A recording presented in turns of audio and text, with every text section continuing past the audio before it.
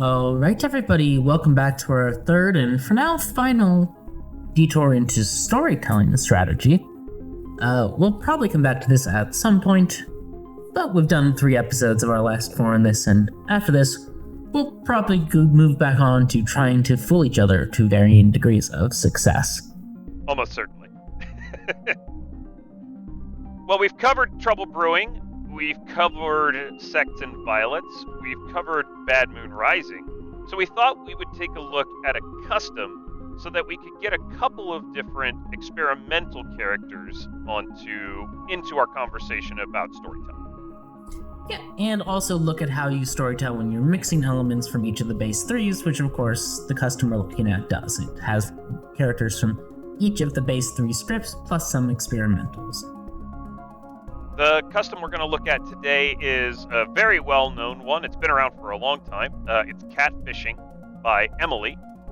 It's a little bit dated, I think, in terms of just kind of the roles that are on it, but it has a great mix of Trouble Brewing, Sects and Violets, and Bad Moon Rising characters, as well as a few of the early experimentals, which actually do require some storyteller interaction. Amnesiac and Widow specifically. And Balloonist and Cannibal all have substantial elements of storyteller decision-making that needs to go in. So we're probably going to put those in the bag. Well, we'll see. Let's not get ahead of ourselves. Yeah, so why don't we start off with, what is it, when you look at a custom as a storyteller, what is it that you look for to try to decide, do I want to run this custom? Yeah, there's several different things you're going to be looking at depending on what you're trying to do. Sometime you might be trying to run a custom to playtest it. Like maybe you just wrote something up, maybe there was a new character release, maybe you had an idea of some character interactions you wanted to do and you threw a script together. At that point, you're probably doing a playtest. That's obviously not what we're doing with Catfishing, but that's one of the things you might be looking for in a custom. And maybe we'll do another episode on storytelling, even though I just said we weren't probably going to do one for a while, on a fresh new script that's going to be playtested, so we can talk about the different choices you're making when you're playtesting a script versus what you're doing here. Something else you probably want to do, and this is particularly important in physical play, is you want to think, do I actually own the tokens I need for this script? And if I don't own the tokens, what are my options for fixing that? So for example, if you bought the base game of Blood on the Clocktower, the physical version, you would have all but 1, 2, 3, 4 of the tokens on this script. You wouldn't have Widow, you wouldn't have Cannibal, you wouldn't have Amnesiac, you wouldn't have Balloonist. If you were lucky enough to get the Kickstarter edition, you'd have Amnesiac and Cannibal, but you still wouldn't have Widow or Balloonist because they don't come with the Kickstarter edition. And if you were lucky enough to be at Clocktower Con last year, you'd actually have every character token that goes on this script, and you wouldn't have to worry about this. But going back to the real world, maybe you just have your base game, you want to run your custom, you pick Catfishing. So Catfishing has 4 character tokens you don't have. And that's just something you actually have to think about when running a custom. And what you have to think about here is, all right, how am I going to deal out these 4 characters? And the answer is pretty simple. Absent some attempt to make your own token sets or whatever, you're going to use replacement tokens, which is you're going to put another token you do own into the bag. You're going to tell your players ahead of time, hey, this token represents this character. I don't add this character. I own this character token, but we're going to use this character to represent it in the bag. Maybe you do Spy for Widow because they're thematically similar. Maybe you do Undertaker for Cannibal because they're thematically similar. Maybe you do, I don't know, for Amnesiac and Balloonist because you want to look for something that's either thematically similar, starts with a similar letter, certainly something that has the same color. These are the things you're looking for. And this is important when you're picking a custom script, especially for physical play, because you really don't want to have to rely on too many substitutions. You want to probably rely on 4 is probably the highest amount I'd want to run in a custom script I was doing in physical play for tokens I didn't have. So that's an important factor. Something else you're going to have to think about is, do I think this script is balanced, good. This is sort of different from the playtesting side, but on the do I think my players will have fun with this script? Like, generally, I would stick to your first time storytelling customs. Probably stick to something that you know has been tested by other people substantially. Catfishing is on version 11. It's not a perfect script. Nothing's a perfect script, except for maybe Trouble Brewing. But there are some secret bad interactions on Trouble Brewing. Um, there's actually a great Cold of the Clocktower episode recorded at Clocktower Con 2023 where Ed Gabriel, who's now the chief operating officer of TPI, and Andrew Nathanson, the host of that podcast, talk about how the Undertaker and the Virgin don't actually play well together. Like when they're both in the bag, it's a redundancy that creates unfun situations for the player who has one of those tokens. So you do want to try to find something that's going to be reasonably balanced, reasonably easy to build a bag for. That's not going to give your players an unfun time. Another thing I think. Oh, sorry. Sorry, you go. I've been talking for like 2 or 3 minutes uninterrupted. So another thing you should do is take a look at the script and make sure you know how all of the characters work and whether or not there are any difficult, unusual, interactions, jinxes that might be in play. Try to think about what are my players going to ask me about these characters when they interact here. Yeah. Yes. No. Yeah. And that's just to help yourself, right? You don't want to start out with a custom and then get it into your player's hands and then somebody asks you about an interaction 3 days into the game and the answer that you need to give might out the evil team or might show that the demon is running their bluff incorrectly, right? You want to make sure that you and your players have a good sense of how the characters work and how all the interactions kind of play together. Yeah. For the base 3, before you storytell them, I highly recommend that you as a storyteller read the almanacs. But of course, with the custom script, there is no almanac. There's some resources out there that can help you. The Wikipedia has some detailed almanac-like entries for every character.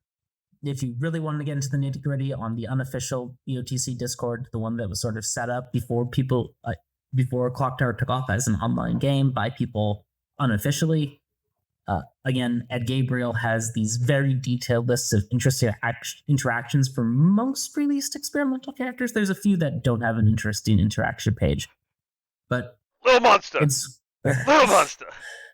It's great to read those before you run a script with any of those characters. Like, these are great resources that you should use. You should make sure you understand the basic rules and interactions here. Luckily on Catfishing, there's not too many super complicated rules interactions. There's some weird things. There's some weird things that can happen. Things. Yeah. But there's no jinxes on this script. There's no special rules you need to know and tell your players about. There's no there's no jinxes, and nothing that sort of breaks your brain too hard to think about it. Why don't we get into picking some characters, Emma, and see if we can kind of build a bag out so people can see how to think through this specific set of circumstances. Now, one thing that's notable about Catfishing is it doesn't actually follow the normal recommended character count format, which is 13 townsfolk, 4 outsiders, 4 minions, 4 demons. It instead has 5 outsiders and 3 demons.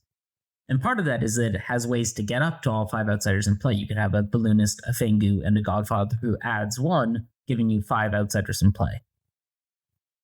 You probably don't actually want to do that. Having a 5 outsider game is probably going to be too much outsiders for a game. You probably don't want to use this as an excuse to have a 5 outsider game. But it's an option that you should be available. And if you run Catfishing a lot, you probably want to do very, very rarely, every once in a long while, just to make sure it's something that players believe might happen. But when you do it, make sure that you put powerful townsfolk in the bag. Because when you replace townsfolk with outsiders, you definitely start to lose the ability for the good team to solve the game, right? If they just kill off one good ongoing information roll on the first night, If that's all you've put, if you've only put, fortune teller, raven keeper, chef, snake charmer in, and that's kind of it. That's kind of all that the town has. The town's going to have trouble if that fortune teller dies the first night. So make sure Yeah. there's some redundancy in your bag when you're putting a lot of outsiders in. The more outsiders you put in, generally, the more ongoing and powerful townsfolk information you need. The other thing you want to look at is you want to look at a script and sort of try to figure out what type of script is this. And by type, I mean sort of the base 3 represents sort of 3 very. I mean, they're similar in that they're all recognizably Blood on the Clocktower, but they're all sort of distinct ways to playing Blood on the Clocktower. You have S&V, which is your heavy information script with where evil is forced to sort of actively buff and causes a lot of misinformation. You have your BMR, which is your mechanical interaction script. Almost everything on BMR is mechanical. And then you have TB, which is sort of a balanced script. And when you look at a custom script, just to sort of get yourself in the right headspace for thinking about it, you should look at the roles on it and think, what are the base 3s does this sort of remind me of the most? And I think with catfishing, it's pretty clearly a Sex and Violence style script. Would you agree, Milk? Yeah, I think it's very much like Sex and Violence. And just along with, which of the base 3 it's like and what kind of script it is in terms of the amount or types of information, I think we can also think about what types of reasoning the script focuses on as well. In some scripts, you see a lot of characters that rely more on social interactions.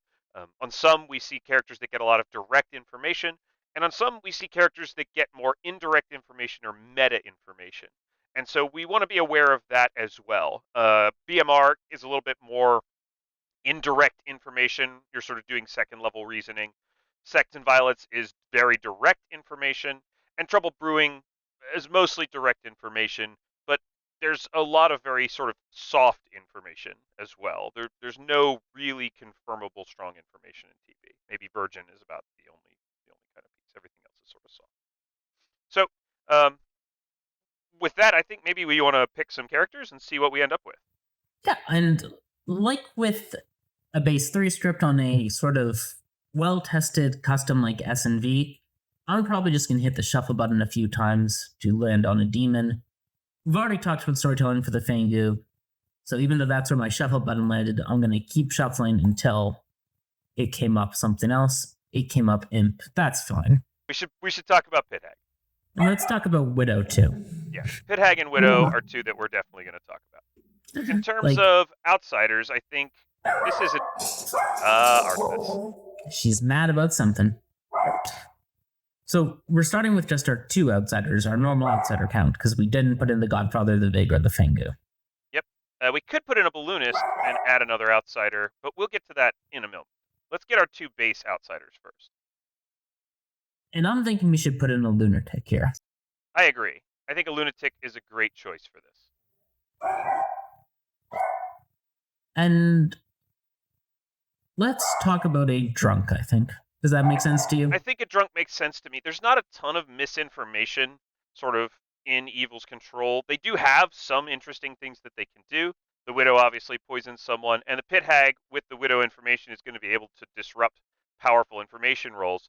But one thing they won't be able to do is do it secretly because we're going to put a drunk in play.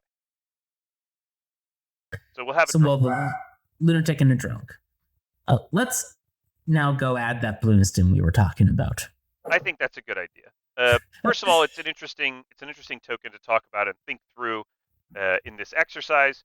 And second of all, it gives us another outsider to play with. How about a sweetheart? I think Sweetheart's a great choice here, again, because of the limited misinformation. And Sweetheart is a different kind of misinformation than Drunk, right? Because you know when it happens. When the Sweetheart gets killed, they know that someone gets drunked from their ability.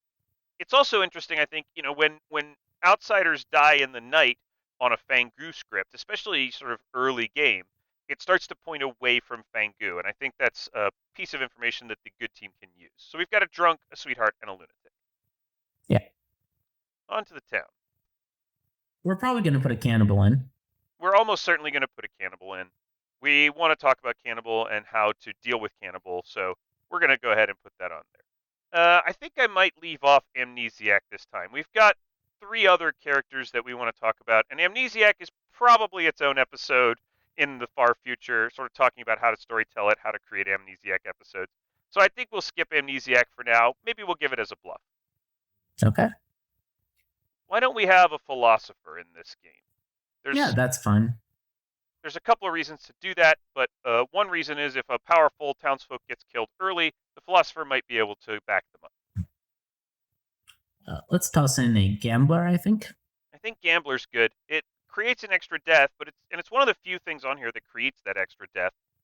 Really just gambler, godfather, and grandmother. But And it Pithag. can be used.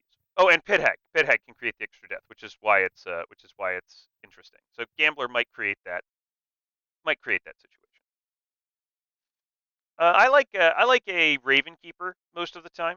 One Demon Bane character on a script is usually good, and we've got a lot of characters from other scripts or experimentals, so I think it would be good to give a Trouble Brewing character a shot here.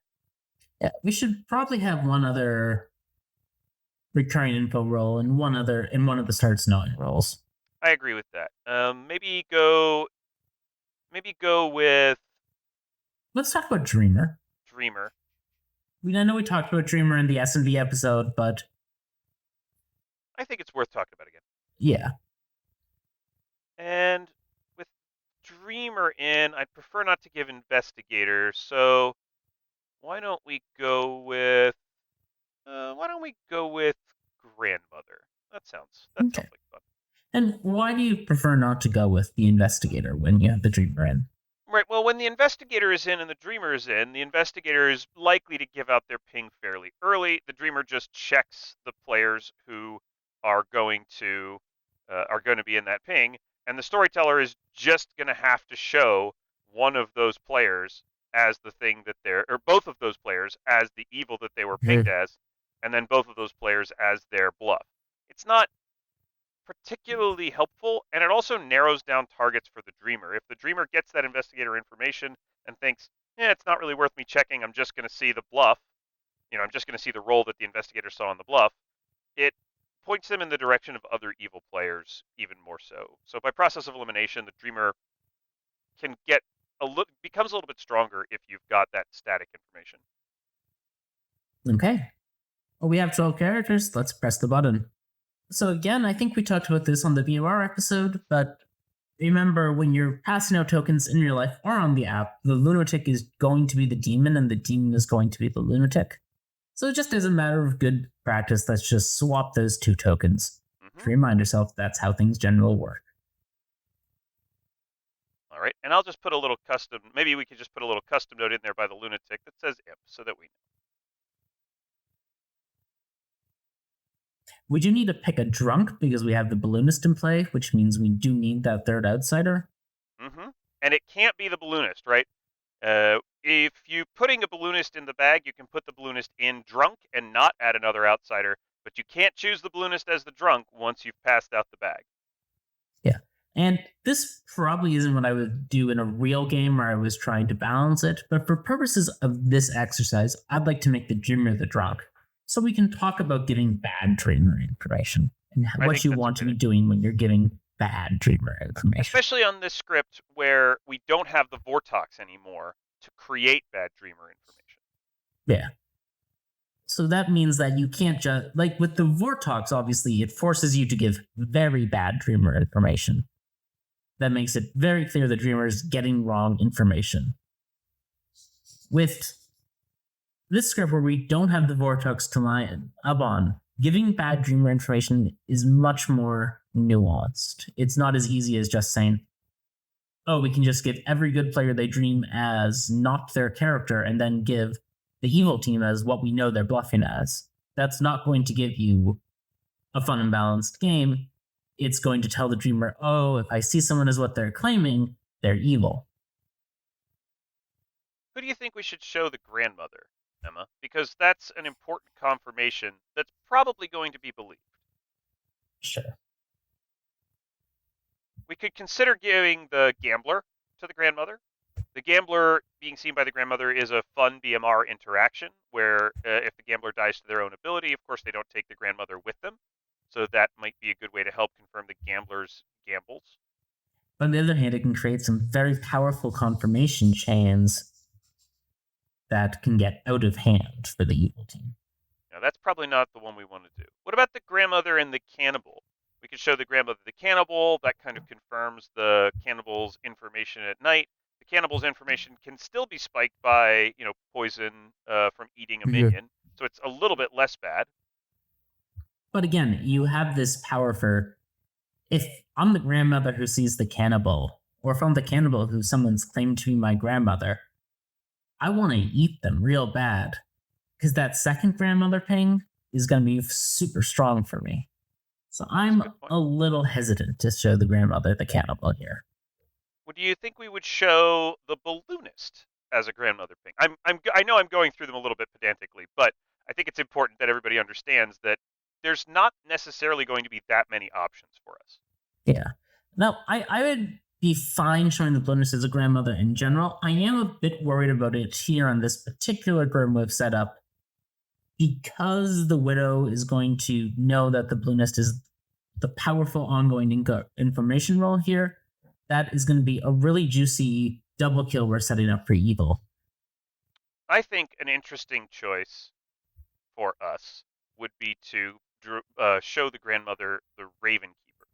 It comes with a cost, but it means that the evil team has to trade, giving the Raven Keeper a chance to get information for getting the double kill. Exactly. That is what I was thinking with this grandmother. And yeah, I think showing the grandmother the Raven Keeper is probably going to be our best choice here.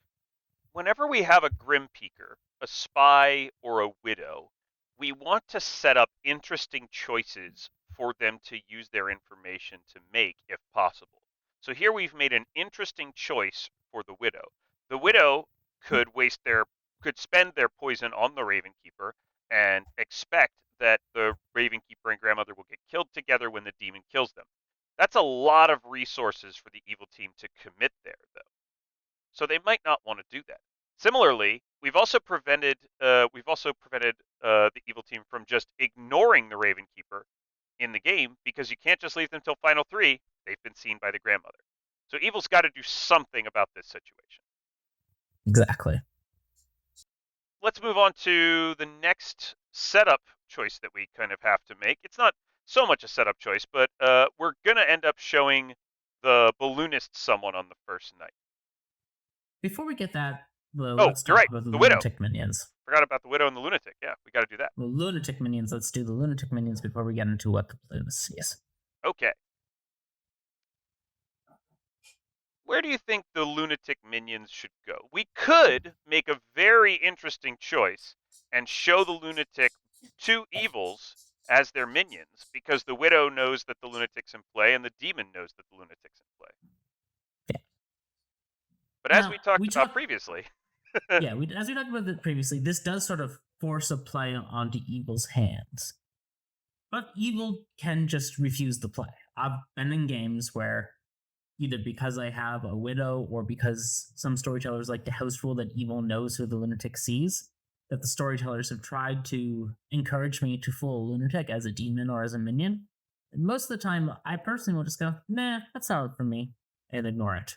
Like, it's something you want to do sometimes, because again, you don't want to get yourself in the meta of the lunatic minions are always good either, because that's a bad meta to get. You want your lunatic minions to be semi-randomly allotted between 0, 1, and 2. So really, it depends on your group's meta. But let's actually just show the Imp and the Widow here. I think it's a choice that we can make. To sort of show how this can... Yeah, let's just do that for now. We'll do that for now. We're going to talk about why this is, good, bad, different. Yeah. We also need to pick some bluffs. Indeed. And we need to pick bluffs for the demon and also for the lunatic, because they're going to get 2 sets. We're going to have to create 2 sets of bluffs here. So one thing we can do is we can show a snake charmer as a bluff, which helps the demon because they know their widow isn't going to be lying to them about a snake charmer if they have it as a bluff. One of my On the other favorite hand, things to do, and something I have done many times. we can not give snake charmers a bluff, so the imp has to be worried that maybe their widow is lying to them about a snake charmer. And what do I mean by this? Some spies and widows, when they see a snake charmer on their grim, will say, well, I don't want the demon to know who that is if things come up to it. So they'll just put some role that's not in play and not a bluff down in their notes or in their mind on where the snake charmer is and tell the demon that character's that. And the really adventurous widows or spies might even go up to the snake charmer and say, hey, here's your bluff, and then leave. Who would do that, Emma? I don't know anyone who did that in Las Vegas in a game of Clocktower. Yeah, it's a thing some people do, so you can. It's a choice you have. You can either let the imp know you can fully trust your widow's not a liar by giving them snake charmer as a bluff, or you can allow the widow to have the optionality of whether they want to set up a potential betrayal of their demon. With a widow and a pit hag, they have lots of opportunities to do. Indeed. So with that in mind, let's give fortune teller, let's give savant, and let's give chef. That sounds good. Those are good bluffs. They're useful. They'll get the evil team fairly far into the game. Yeah, and remind you, the imp is going to have everything as a bluff because they do have a widow, unless the widow decides to hold back something to try to create an opportunity for a snake charming if things go sour later. With the pit hag in play, the evil team can also just use the snake charmer to move the demon as well. Yes. Although they can do it straight up with the pit hag if they want to change demons. Yeah, but when you do it with the pit hag, of course, you make some noise and leave some trails. When you do it with a snake charmer, if you turn the widow into the snake charmer, say, it's silent. It's completely silent. The pit hag can just turn the widow into the snake charmer. The evil snake charmer can snake charm the demon, and the good team's never the wiser that the demon has moved without a death. And if you, as the storyteller in this game, when you were looking at the script and thinking, yeah, I think I'm pretty comfortable running this, if you didn't see that interaction, suddenly there's going to be some stuff happening that you are going to have to figure out pretty quickly how to balance. Let's keep going with our setup here, Emma. We've got grandmother taken care of. We've got the lunatic minions out. The next player we would be checking in with in terms of information, of course, we'd give out the demon and minion info. Oh, we have to do our lunatic bluffs. So, Emma, why don't we get moving on with the lunatic bluffs? We've got some demon bluffs. Let's get the lunatic's bluffs sorted out. How do you like to choose bluffs for a lunatic in a game like this? It doesn't really matter. Like, again, you can give 3 out of play rolls to the lunatic, which would be like investigator, recluse, snake charmer, or amnesiac, mutant, snake charmer.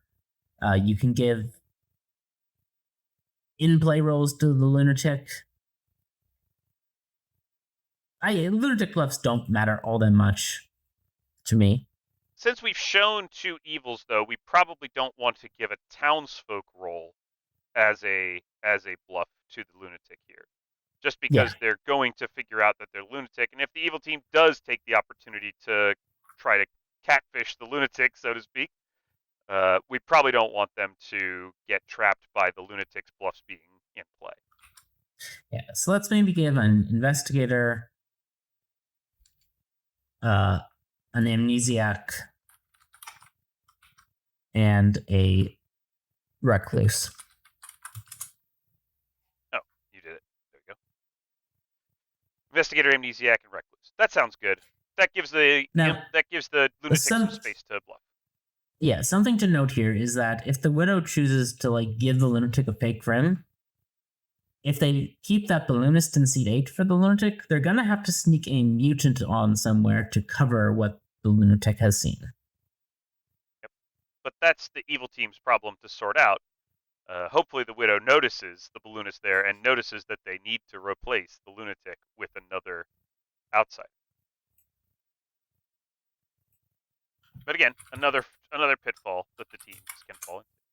Let's just say the philosopher does nothing tonight because it's actually frequently a good decision on this trip for a philosopher to wait a night, because doubling up on some of these starts knowing roles like grandmother and investigator is very powerful. So if the Philo waits a night, they can get that double up rather than drunking someone on night one.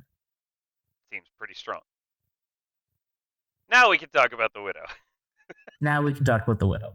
Yes, we can get there eventually. Widow is a Grim Peeker like Spy, but unlike Spy, it doesn't have the benefit of being able to register as different roles, and it only sees the Grim once at the beginning of the game. So Widow's information is a little bit more limited, and with that limited information and lack of misregistration comes with picking one player to get poisoned information as long as the Widow's alive. So looking at this Grim, the Widow's going to see that they have a dreamer who's drunk, a philosopher that could be anything, a lunatic, a sweetheart. They're not a good target for poisoning. The Ravenkeeper grandchild might be a good target for poisoning, but Ravenkeeper can be managed by the pit hag, so it's possible to deal with in another way. The balloonist, who's getting very powerful information in exchange for adding an outsider to the game. The cannibal, who could get very powerful information. And the gambler, who's going to get confirmations quite a lot. Yeah. And since we're not really meaning to talk about Widow strategy here, I don't really care who the Widow poisons, so I'll just pick someone who I would poison. The gambler, I think, is a good choice. Your Widow picks the Grambler. The important part of this story isn't who the Widow picks. The important part of this story is, who do we give the ping to?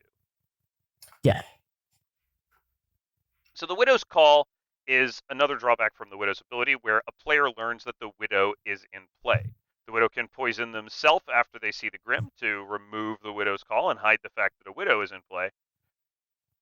And, maybe worth doing it in some situation. In this situation, however, what we're going to do is talk about who gets to know that there's a Widow in play, because that comes with the possibility the likelihood possibility that that player is good, a little bit of extra confirmation for that player, but also a slight drawback. If the good team doesn't think that a Widow is in play, they might end up thinking that that player is evil. So I like to use the Widow's Call to give a player who might not have other reasons to interact with people something to do. I think that's quite helpful. It's always good to put it on someone who doesn't have sort of other specific interactions to have. For me, in this case, I think I would probably give the Widow's Call to the Sweetheart in seat 6. It gives the Sweetheart something to do other than just sit there and go, I'm the Sweetheart, please don't kill me. It gives the Sweetheart some talking point for conversations, and I think it gives them a piece of the puzzle to play with. Yeah, now, on a script for the Fangoo, an outsider who gets the Widow's Call might just not tell anyone. That's true. We have to think about that, but that's probably fine. Like the Sweetheart, because the Widow won't know who got the Widow's ping. It's something they literally cannot know, because you don't put that down generally until they've decided to actively poison. They poison, then you ping. So the Widow won't know, for example, that if the Pit Egg decides to make the demon a Fangoo, and if the demon decides to jump to the Sweetheart, that a new Widow's ping will go out if the Widow is still alive. Mm-hmm. So it is something that the Sweetheart might choose to be careful about, because it's not going to go well for you if you're an outsider on a Fangoo script, and then a second Widow's ping goes out after you've already claimed to get the first one. It means you've been jumped to by the Fangoo, and everyone and one other player knows this has happened.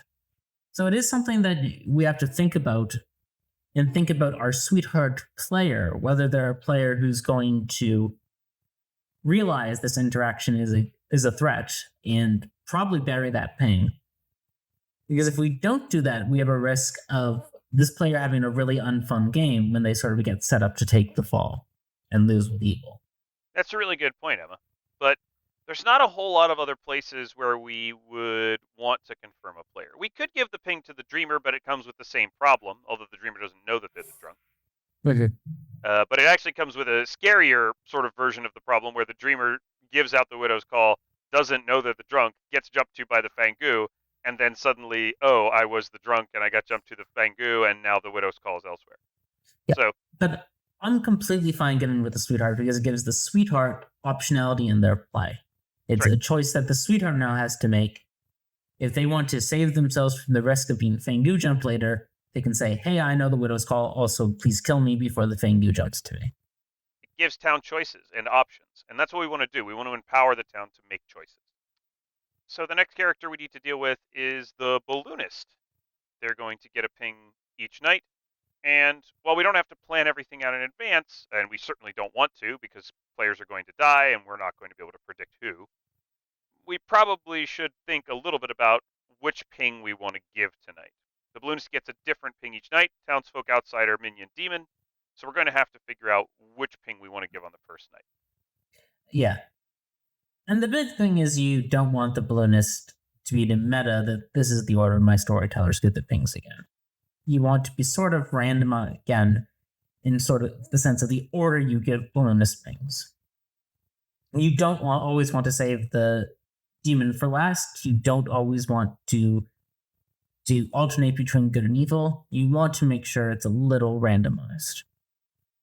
Yeah, and it's worth thinking about, at least to some extent, if you have redundancy on the script, right?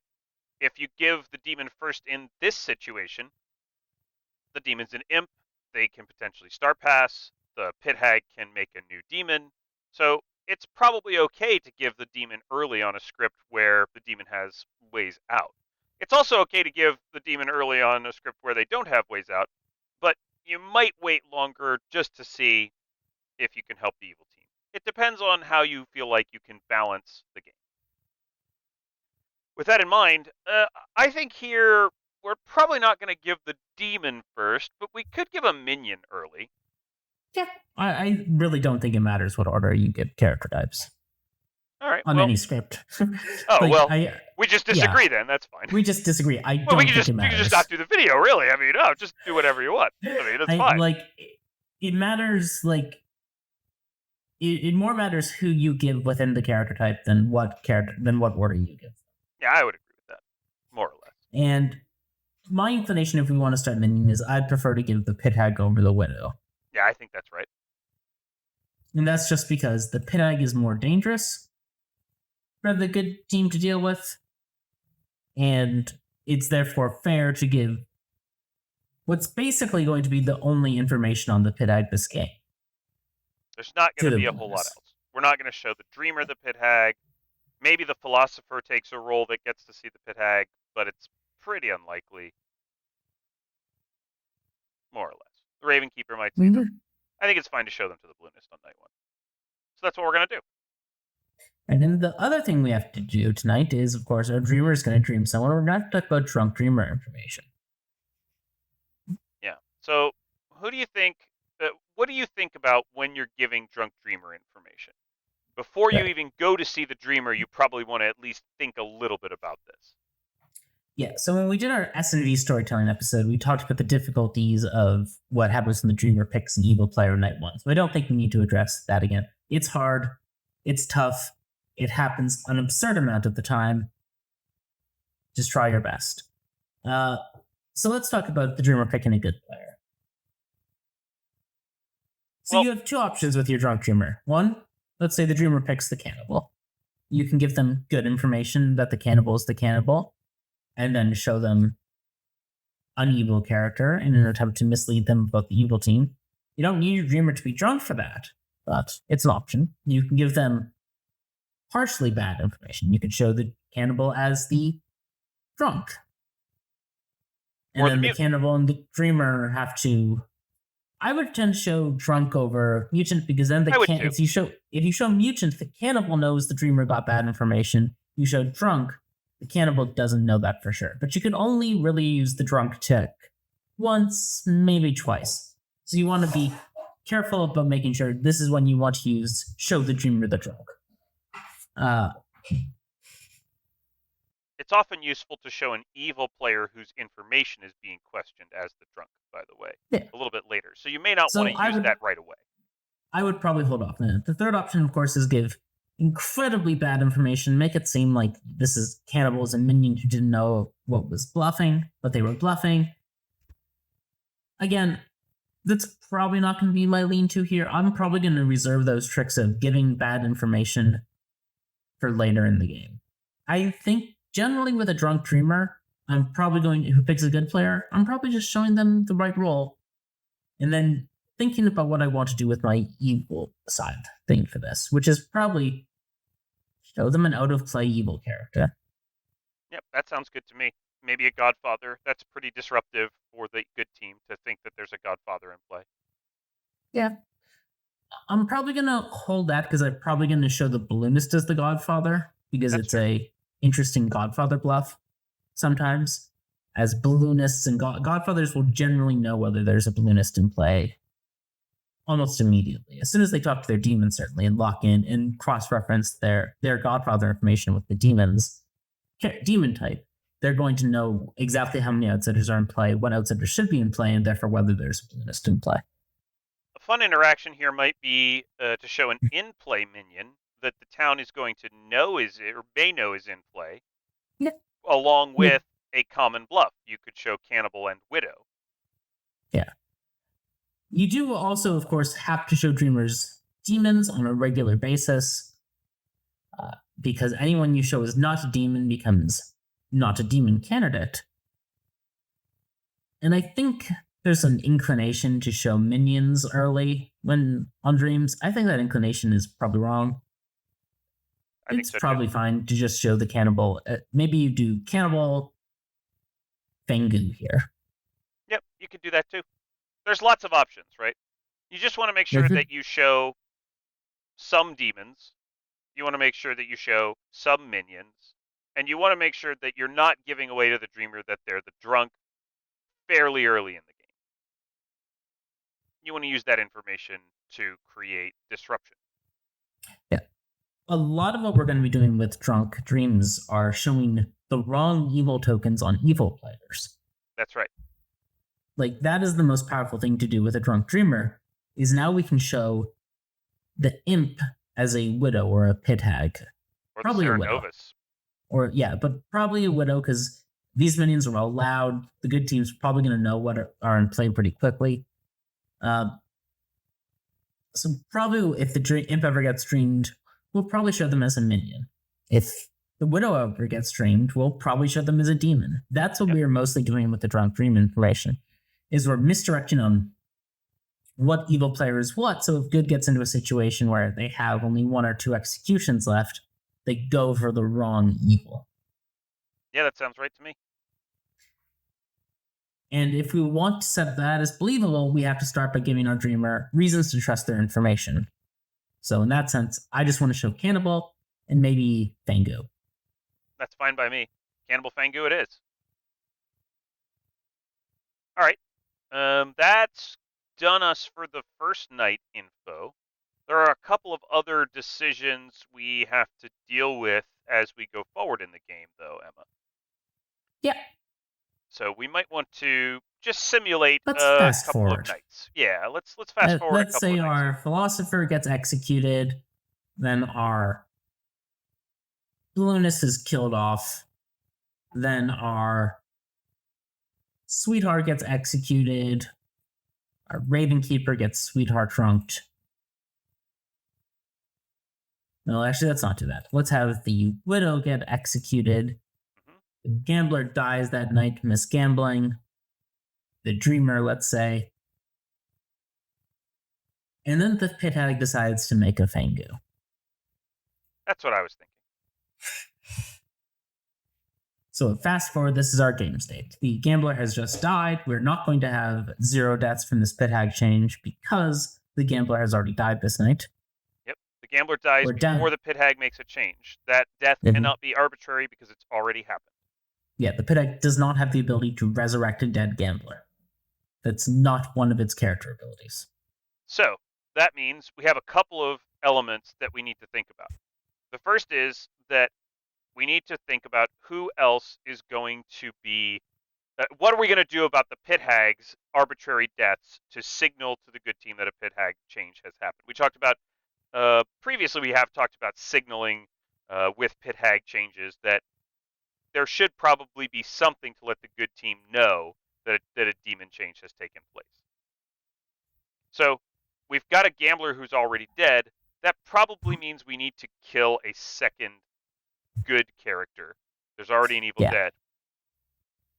And I'm inclined to kill the grandmother to get our 2 I kills. was going to say the same thing. And the reason for that is that this is a really, really strong flag for the good team that something isn't right. That the demon didn't just kill this grandmother in the night. The demon didn't just kill the grandchild in the night. There's 2 deaths. It could still be gambler gambled incorrectly and the grandmother was killed by the demon, but at least it's going to make the good team think about pit hag. And it saves us from a doubled kill later because it prevents the Raven Keeper dying from killing the grandmother as well. Mm-hmm. The next step in this process is going to be that we're going to go to the demon and ask them for a kill. Yeah.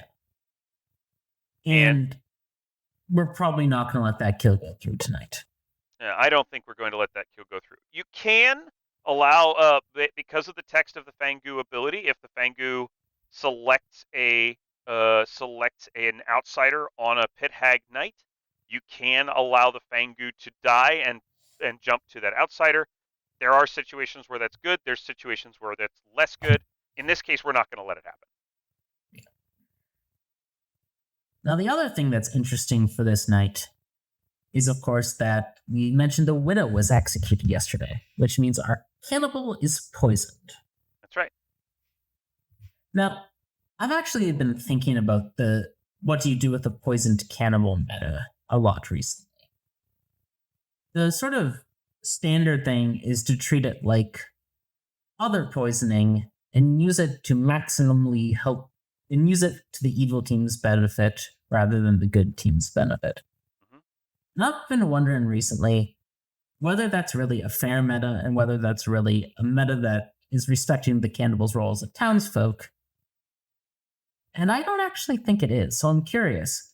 My thought is that the reason the cannibal is poisoned when they eat a widow is not because we want to be giving the cannibal some powerful misinformation that hurts the good team a lot.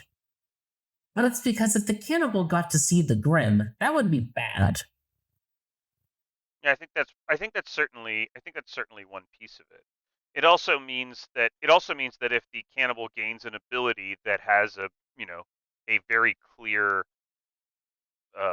outcome from a minion, it gives them information that from a minion that's claiming a minion claiming an ability that has a public demonstration of what it does. The cannibal can know that there's something wrong. Yeah, so I'm just gonna be upfront here. I'm thinking of shifting my personal storytelling meta as the cannibal. Let's say our widow was bluffing Chef here. We could wake up the cannibal and show them a Chef Zero. That would be the traditional thing to do. That's the normal storytelling meta. My sort of inclination these days? Either don't wake the cannibal at all, let them get into conflict with the dead widow, and say, you're not the chef, I didn't wake up and get a number. Or wake them up and give them true information that the widow might not want them to get. That's sort of where I'm leaning in my personal cannibal meta. And Milk, I'm curious what you think about that. I think I don't like absolutes. I don't like That's fair. The meta that we always have to show the minions bluff to help the evil team maximally. I also don't like the idea that we don't help the evil team with a poisoned character's ability when they might need it. So I think there's probably a middle ground here where you don't say, I'm always going to do something that helps the good team. But again, poisoned characters can get useful information, right?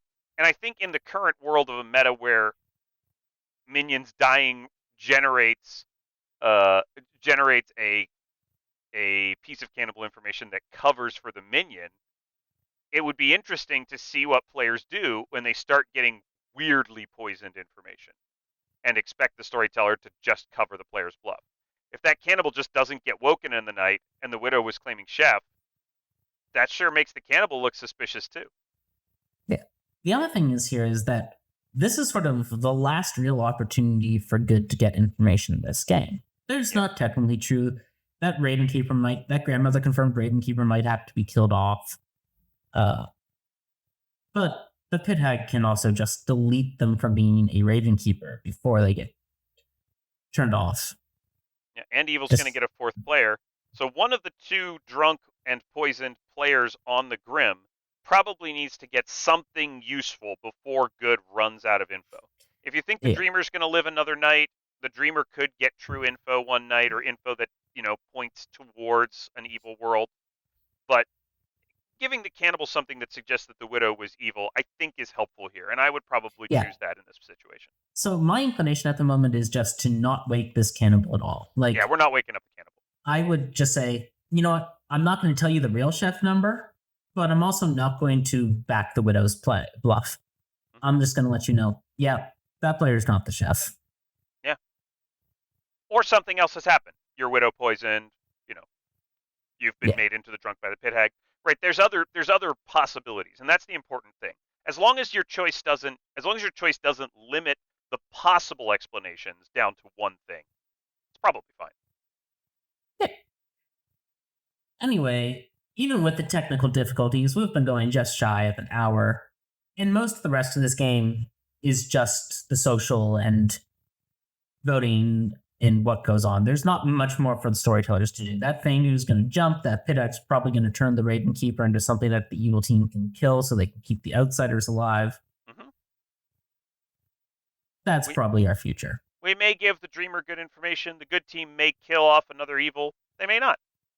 The Dreamer's probably going to get Fango jumped to most of the time. Yeah. Most of the time, the Dreamer's getting Fango jumped. So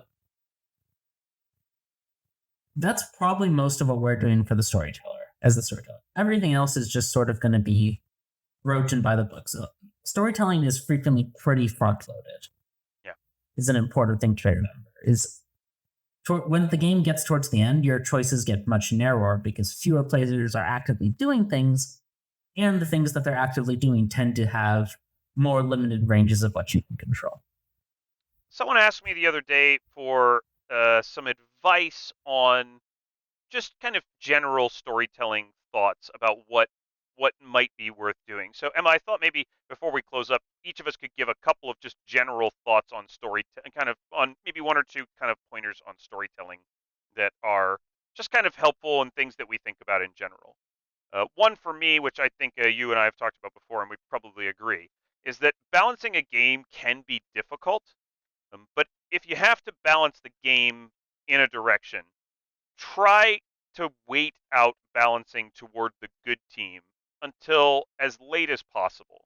Because once you balance toward good, it's often very difficult to balance the game back toward evil. Yeah, I'd agree with that.